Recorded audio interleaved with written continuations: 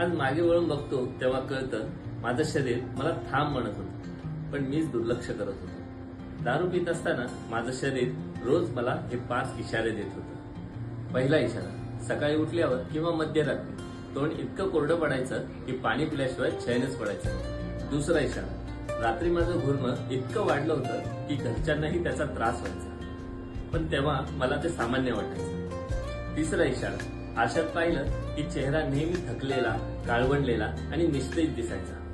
चौथा इशारा, कितीही झोपलो तरी सकाळी उठल्यावर फ्रेश वाटायचंच नाही, जणू रात्रभर शरीराला आरामच मिळाला नाही.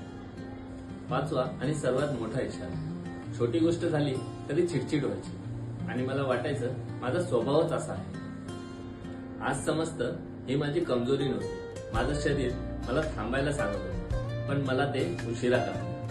यापैकी एकही गोष्ट तुम्हाला किंवा तुमच्या जवळच्या व्यक्तीला जाणवली असेल तर कमेंटमध्ये सांगा आणि अशा खऱ्या अनुभवांसाठी मला फॉलो करा. पुढच्या भागात सांगणार आहे दारू सोडल्यानंतर यापैकी कोणते 5 बदल सर्वात आधी दिसायला लागले. त्यासाठी चॅनलला फॉलो करा.